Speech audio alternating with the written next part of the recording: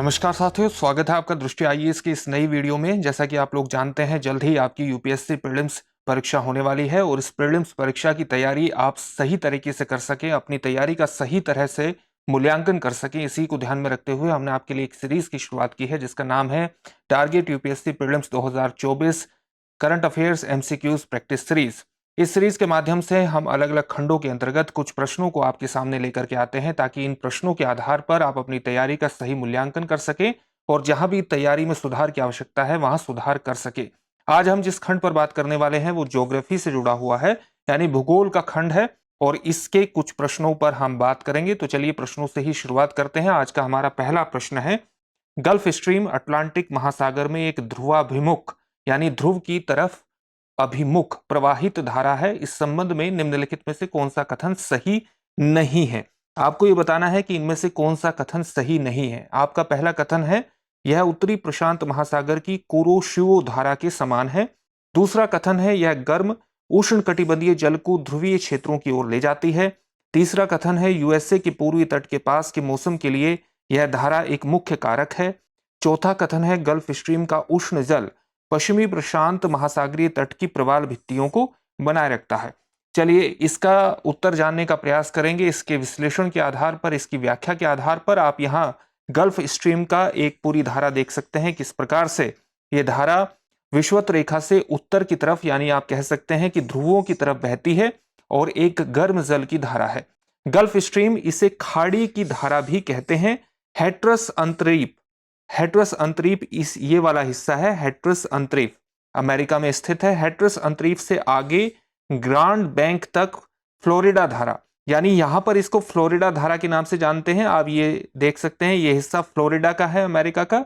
तो यहां से लेकर के और ग्रांड बैंक तक, यहां तक ये ग्रांड बैंक का हिस्सा है। न्यू फाउंडलैंड के दक्षिण पूर्व में ये पड़ता है। तो ये ग्रांड बैंक का हिस्सा, यहां तक इस फ्लोरिडा धारा को किस नाम से जाना जाता है? गल्फ स्ट्रीम के नाम से जाना जाता है। यानी हैट्रस अंतरीप से आगे ग्रांड बैंक तक फ्लोरिडा धारा को गल्फ स्ट्रीम धारा कहते हैं, जो न्यू फाउंडलैंड द्वीप के ग्रांड बैंक तक इसी नाम से बहती है। यानी यहां से लेकर के यहां तक ये किस नाम से बहती है? गल्फ स्ट्रीम के नाम से बहती है और इसी नाम से इसको सामान्यतः जाना जाता है। गल्फ स्ट्रीम अटलांटिक महासागर में ध्रुवाभिमुख यानी ध्रुव की तरफ अभिमुख प्रवाहित एक गर्म जल धारा है, जो गर्म उष्णकटिबंधीय जल को ध्रुवीय क्षेत्रों की ओर ले जाने में सक्षम है, सहायक है। चलिए गल्फ स्ट्रीम के बारे में और तथ्यों को जानने का प्रयास करते हैं। जो गल्फ स्ट्रीम है, यह उत्तर अमेरिका में मुख्यतः यूएसए के पूर्वी तट के किनारे किनारे बहती है, जो इस क्षेत्र की मौसमी परिघटनाओं के प्रमुख कारक के रूप में है। गल्फ स्ट्रीम अटलांटिक महासागर में दक्षिणी फ्लोरिडा तट के सहारे तटीय प्रवाल भित्तियों की मौजूदगी में अहम योगदान देती है और इस प्रकार से कथन डी असत्य हो जाता है, क्योंकि कथन डी में आपसे जो कहा गया था वो कहा गया था कि गल्फ स्ट्रीम का उष्ण जल पश्चिमी प्रशांत महासागरीय तट की प्रवाल भित्तियों को बनाए रखता है। दरअसल यहां पर होना चाहिए पूर्वी। तो इस प्रकार से आपसे पूछा गया है कि कौन सा कथन सही नहीं है, तो डी विकल्प इसमें सही उत्तर हो जाएगा। इसके बारे में कुछ और जानने का प्रयास करते हैं। अटलांटिक महासागर की जो गल्फ स्ट्रीम है, उत्तरी प्रशांत महासागर की कुरोशियो जलधारा, जो कि एक गर्म जलधारा है, उसके समान है। तो कुरोशियो जलधारा कहां बहती है? आप देख सकते हैं कि प्रशांत महासागर में, पश्चिमी प्रशांत महासागर में यहां पर ये बहती है और ये भी एक गर्म जलधारा है। वस्तुतः कुरोशियो जलधारा भी उष्णकटिबंधीय गर्म जल को ध्रुवीय क्षेत्रों की ओर ले जाती है। इस प्रकार से इसकी भी दिशा रहती है।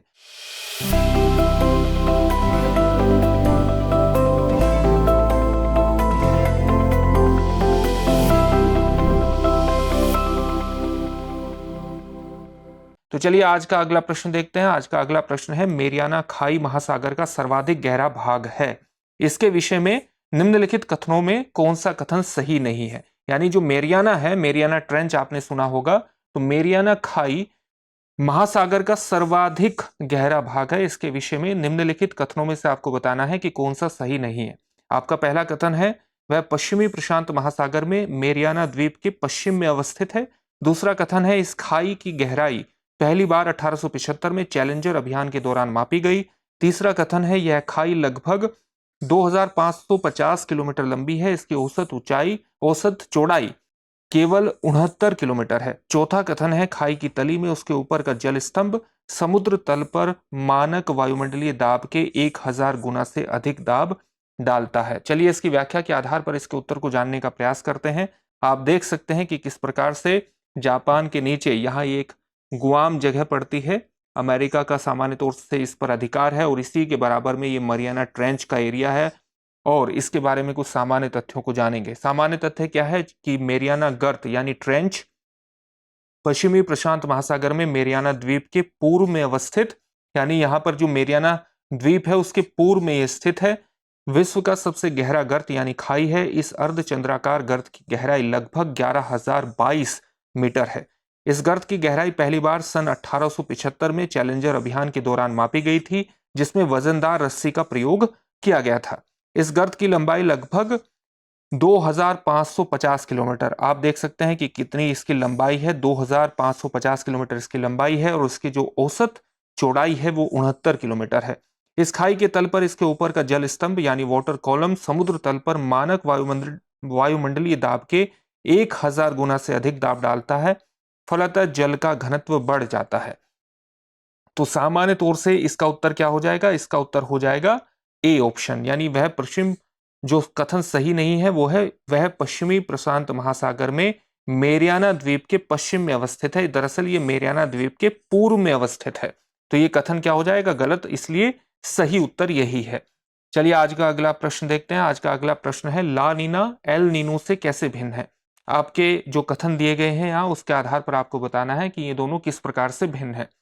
ला नीना विषुवतीय हिंद महासागर में समुद्र के असाधारण रूप से ठंडे तापमान से चरित्रित होता है, जबकि एल नीनो विषुवतीय प्रशांत महासागर में समुद्र के असाधारण रूप से गर्म तापमान में चरित्रित होता है।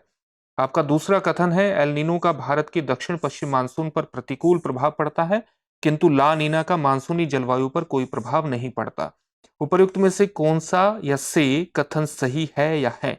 आपके ऑप्शन है ऑप्शन ए केवल एक, ऑप्शन बी केवल दो, ऑप्शन सी एक और दो दोनों, ऑप्शन डी न तो एक और न ही दो। चलिए इसकी व्याख्या देखते हैं। ला नीना जो है वो एक शीतल जलधारा है जिसकी उत्पत्ति पेरू के तटवर्ती क्षेत्रों में होती है। वहीं एल नीनो एक गर्म जलधारा है जिसकी उत्पत्ति पेरू के तट के समानांतर उत्तर से दक्षिण की ओर होती है। आप देखिए कि किस प्रकार से ये एल नीनो की अवस्थिति है और पूर्वी प्रशांत महासागरीय क्षेत्र में विषुवत क्षेत्र में ये जल के सामान्य रूप से अधिक गर्म होने का की एक सामान्य स्थिति है। और इसी प्रकार से ला नीना में पूर्वी विषुवतीय प्रशांत महासागर का ये जो क्षेत्र है यहाँ पर ठंडे जल का निर्माण होता है।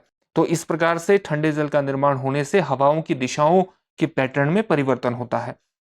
इस प्रवाह के कारण यानी एल नीनो के प्रवाह के कारण दक्षिण पूर्व प्रशांत महासागरीय क्षेत्र के तापक्रम में अभूतपूर्व वृद्धि होती है। कई बार इसका प्रभाव संपूर्ण प्रशांत महासागरीय तट सतह पर दृष्टिगत होता है।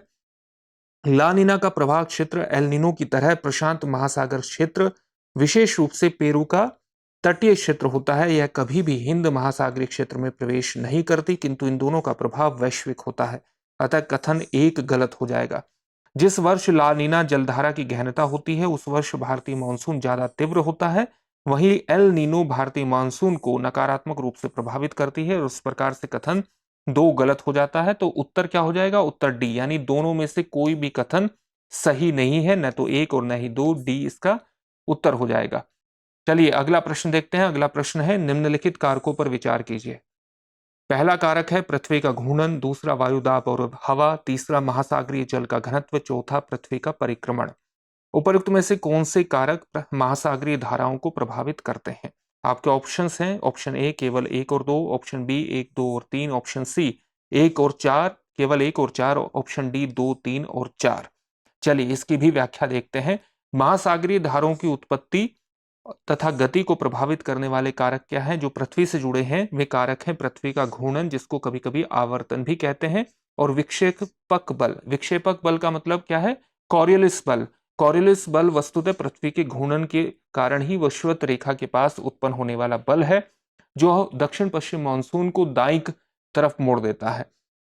तो ये एक महत्वपूर्ण बल है। इसी प्रकार से बाह्य सागरीय कारक धाराओं की जो महासागरीय धाराओं की उत्पत्ति और गति को प्रभावित करते हैं उनमें कौन कौन से कारक आते हैं? वायुमंडलीय दाब तथा उनमें भिन्नता, वायु दिशा, वर्षा, वाष्पीकरण, ये सारी चीजें इसमें शामिल हो जाएंगी। महासागरों से संबंधित कारक कौन कौन से हैं? तापांतर यानी ताप में होने वाला अंतर, लवणता जो कि जल की गहनता को, उसके घनत्व को प्रभावित करता है, यानी लवणता के साथ साथ घनत्व भी जुड़ा होता है, बर्फ का पिघलना और दाब प्रवणता। सागरीय धाराओं में परिवर्तन से संबंधित कारक कौन कौन से हैं? तट की दिशा व आकार, मौसम में परिवर्तन, नितल की स्थलाकृति यानी समुद्र के नीचे जो सतह है पानी के नीचे उसकी स्थलाकृति क्या है वो भी प्रभाव डालता है। इस प्रकार महासागरीय धाराओं को प्रभावित करने वाले कारकों के संदर्भ में प्रथम 3 कारक सही हैं, जबकि चौथा कारक गलत है, क्योंकि पृथ्वी के परिक्रमण यानी रिवॉल्यूशन ऑफ अर्थ का सागरीय धाराओं की उत्पत्ति पर कोई प्रभाव नहीं पड़ता है। तो इस प्रकार से उत्तर हो जाएगा बी यानी 1, 2 और 3। चलिए आज का अगला प्रश्न देखते हैं। सूची 1 को सूची 2 से मिलाइए तथा नीचे दिए गए कूट का प्रयोग कर सही उत्तर चुनिए। सूची 1 में जलधाराएं दी गई हैं और सूची 2 में महासागर बताए गए हैं। पहला ऑप्शन जो ऑप्शन ए है यानी सूची 1 में जो सबसे पहले शामिल किया गया है वो है गल्फ स्ट्रीम, इसके सामने दिया है हिंद महासागर। दूसरे पर है हम्बोल्ट धारा, इसके सामने है प्रशांत महासागर। सी है फोकलैंड धारा, इसके सामने है उत्तरी अटलांटिक महासागर। और चौथा है अगुलहास धारा, इसके सामने है दक्षिणी अटलांटिक महासागर। आपके जो ऑप्शन है option A, option B, option C और ऑप्शन डी, सही मिलान के आधार पर इनको बताना है।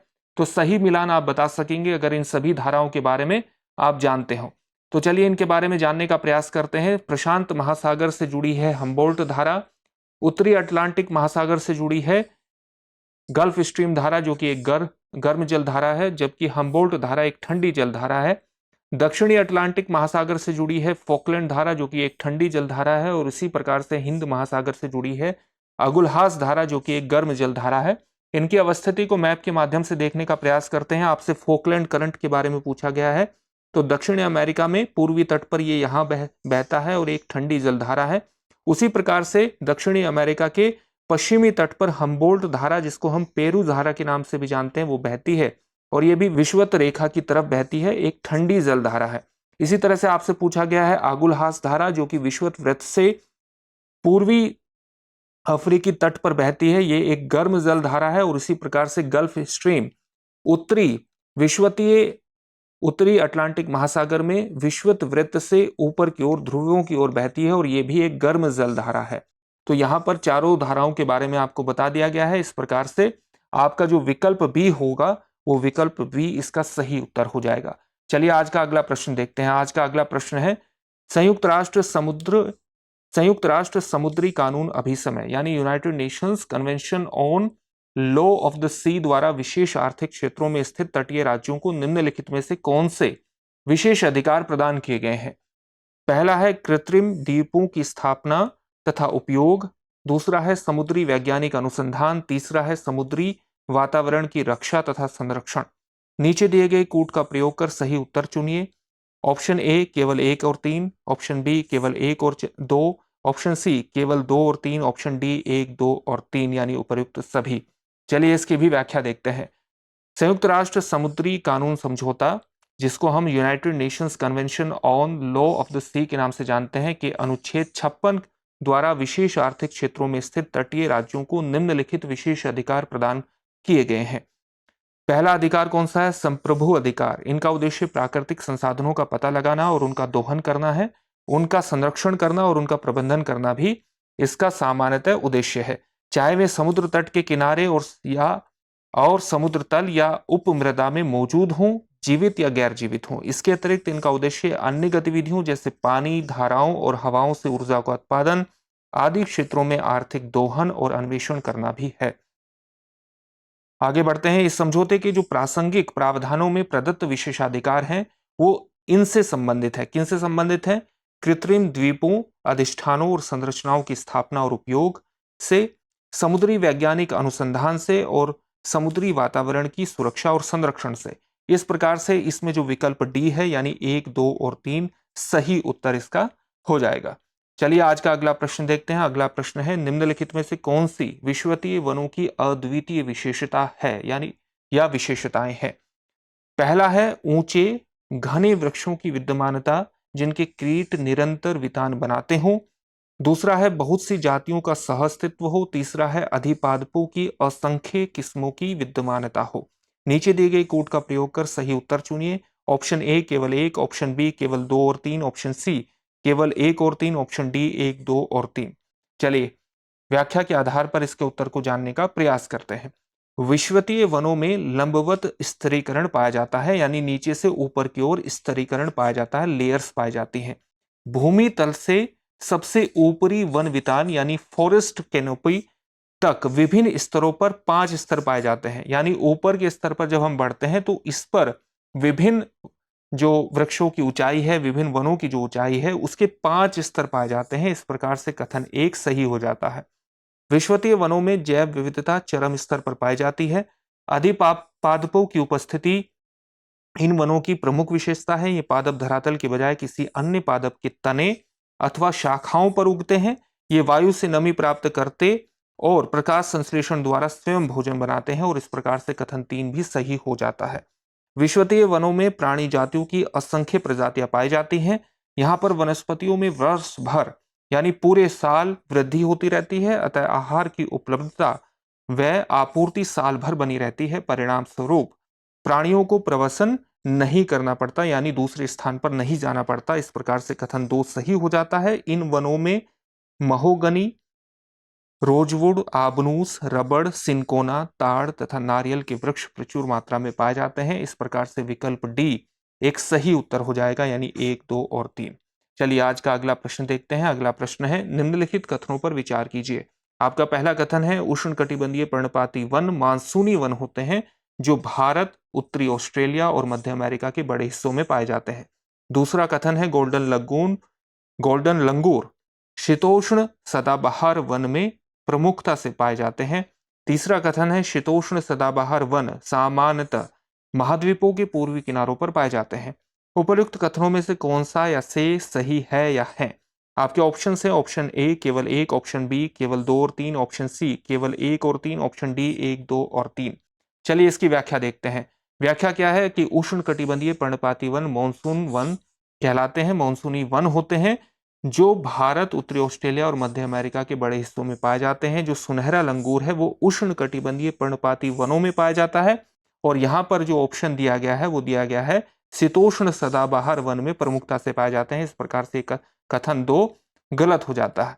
शीतोष्ण सदाबहार वन मध्य अक्षांश के तटीय प्रदेशों में स्थित है, जो सामान्यतः महाद्वीपों के पूर्वी किनारों पर पाए जाते हैं। उच्च अक्षांशों की ओर बढ़ने पर शीतोष्ण पर्णपाती वन पाए जाते हैं। इस प्रकार से केवल कथन 1 और 3 सही है, जबकि कथन 2 सही नहीं है, यानी उत्तर इसका क्या हो जाएगा? सी, केवल 1 और 3 इसका सही उत्तर हो जाएगा। चलिए अगला प्रश्न देखते हैं। अगला प्रश्न आपका है, निम्नलिखित में से किन्हें मरुस्थलीकरण का कारण माना जा सकता है? 1 शुष्क और गर्म जलवायु दशाएं, 2 ग्लोबल वार्मिंग और निर्वनीकरण, 3 अनुचित खेती के माध्यम से भूमि का अतिदोहन, 4 अधिक चराई। नीचे दिए गए कूटों का प्रयोग करके सही उत्तर चुनिए। आपके ऑप्शन है, ऑप्शन ए केवल 1, 2 और 3, ऑप्शन बी केवल 2, 3, 4, ऑप्शन सी केवल 1, 3 और 4, ऑप्शन डी 1, 2, 3 और 4। चलिए इसकी भी व्याख्या देखते हैं। व्याख्या यह है कि मरुस्थलीकरण जमीन का क्षरण है जो शुष्क, अर्धशुष्क और अर्धनम क्षेत्रों में विभिन्न कारकों की वजह से होता है, जिनमें विविध जलवायु और मानवीय गतिविधियां भी शामिल हैं। दूसरे शब्दों में शुष्क भूमि और दुर्बल पारिस्थितिकी तंत्रों की लगातार गिरावट के कारण मानव निर्मित गतिविधियों और जलवायु में भिन्नता के परिणाम स्वरूप मरुस्थलीकरण होता है। विश्व भर में मरुस्थलीकरण का प्रमुख कारण अत्यधिक चराई है। अन्य कारणों में शहरीकरण, जलवायु परिवर्तन, भूजल का अतिदोहन, वनों की कटाई, प्राकृतिक आपदाओं और खेती में जुताई के तरीके शामिल हैं, जो कि मृदाओं को हवा में अधिक संवेदनशील बनाते हैं। मरुस्थलीकरण ऊपरी मिट्टी, भूजल भंडार, सतह अपवाह, मानव, पशु और पौधे की संख्या को प्रभावित करता है। शुष्क क्षेत्रों में जल की कमी लकड़ी, फसलों, चारा और अन्य सेवाओं के उत्पादन को सीमित करती है, जिन्हें पारिस्थितिकी तंत्र ने हमारे समुदाय को प्रदान किया है। इस प्रकार से विकल्प डी इसमें सही उत्तर हो जाएगा, यानी 1, 2, 3 और 4 इसका सही उत्तर है। चलिए आज का अगला प्रश्न देखते हैं। अगला प्रश्न है, सूची 1 को सूची 2 से सुमेलित कीजिए और सूचियों के नीचे दिए गए कूट का प्रयोग कर सही उत्तर चुनिए। आप में यहाँ पर दो सूचियां दी है, एक नदी से संबंधित है और दूसरी नगरों से संबंधित है। नदी की सूची में स्प्री नदी दी गई है और उसके सामने जो नगर है वो है बोन। राइन नदी के सामने हैम्बर्ग नगर है। इसी प्रकार से सीन नदी या इसको सेन नदी भी कहते हैं, इसके सामने नगर है पेरिस और एल्ब नदी के सामने है बर्लिन। आपको सही कूट करके बताना है कि कौन सा सही उत्तर है।